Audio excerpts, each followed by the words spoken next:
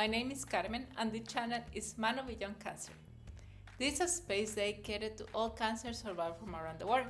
In here, we share our experiences and we learn about this life after cancer. Hello everyone, welcome back to MANO. Today we are with Nataliia Hrad. She is going to tell us a little bit about her. Hi Natalia, and the first question is, who are you? What are you passionate about right now? And what is your favorite food? My name is Nataly, and I'm from Ukraine, and I'm an English teacher and PhD, and I'm a patient advocate. I'm passionate about teaching. This is my vocation. I have been teaching for 15 years. What I'm passionate right now is, again, teaching and actually patient advocacy. The best thing there is that you can travel and you can meet awesome people. Yeah, my favorite food, it depends on the country I visit, and it also depends on the period of the year. Speaking about when I come to any restaurant, what I will definitely order is meat, any type of meat. I love sausages. Yeah, that's what I will definitely order. And coffee. How was to have cancer in Poland? Because if I know correctly, you start your treatment in Ukraine and then you have to move to Poland. And how was that experience? I was diagnosed with stage 4 Hodgkin's lymphoma 2 weeks before war, and it was a hard hit. And as the war started, cancer patients were not a priority for government, and it's obvious. The country who is fighting for its freedom, cancer patients are not a priority. So I had to find the options to get my treatment, and I moved to Poland. I will try to describe it in words.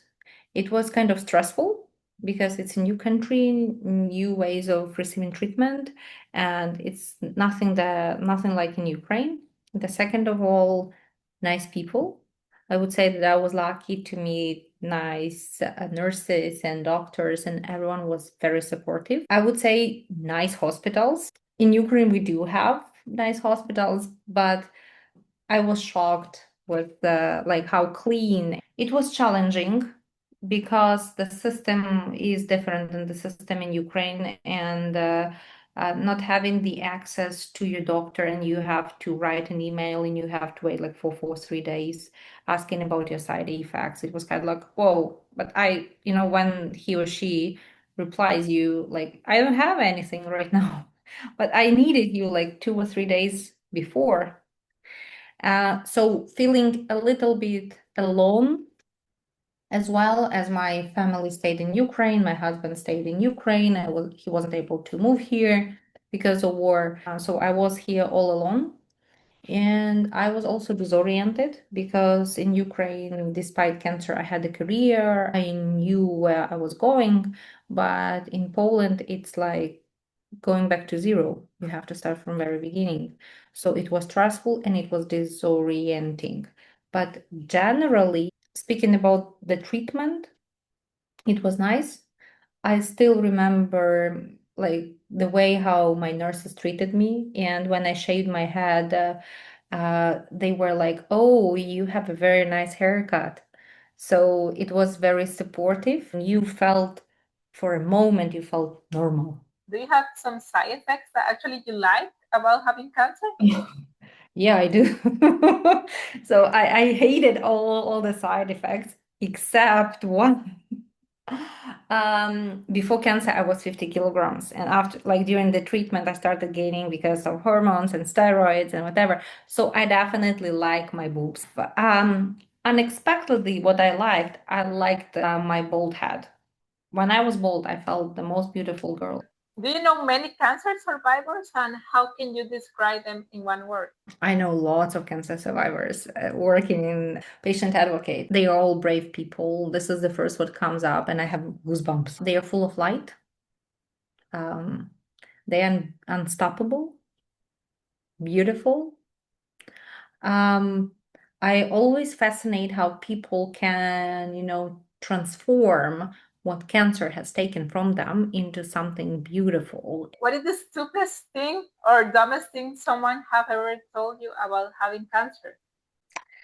Um, you still have your hair?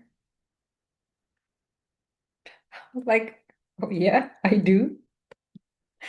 So people expected like me to lose my hair after my first chemotherapy.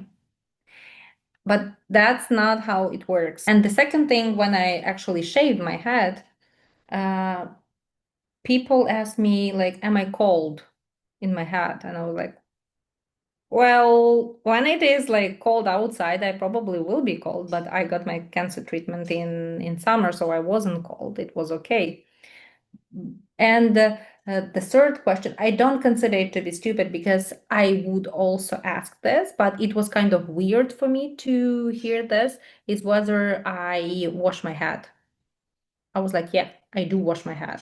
My oncologist, when I got the diagnosis, he gave me some recommendations, and one of the recommendations was don't forget to wash your head. And what changes would you like to see, like in your community or in Poland or in Ukraine, related to cancer? So I will be speaking about Ukraine. And first things first, we are talking about not having enough treatment, not having the reimbursed treatment. Ukraine is a developing country still.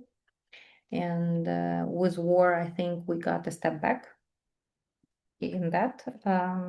So the access to reimbursed treatment is number one. The access to reimbursed PET scanning, CT, ultrasound, number two. Not all cancer patients can get this. The access to education. And in the term of education, I mean that we have to educate other people to be able to accept cancer patients as a normal part of society. Because when a person has flu, a person is accepted. But when a person has cancer, which is like a type of flu, let us call it, the person is not accepted. The person is bullied. The person is mocked. So having the knowledge and being able to think critically will actually change the society into a better thinking and more open society. That's what I will definitely change.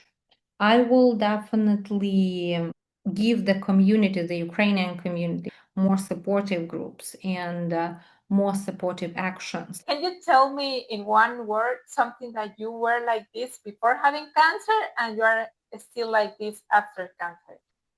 Kind. I always try to help people, and I'm still like that. I think that one kind person can change the world, and that the more we have kind people, the better our world will be. Call me naive, but I believe that love and kindness can change the world for the better. Thank you, Natalie. Thank you, Carmen. Thank you, everyone. It was a great pleasure to take part in this. I'm very super duper happy to have the chance to be here today with you all. Do you like this video? Well, give us a thumbs up and share it with others. And thank you for watching all the video. Thank you. Bye bye.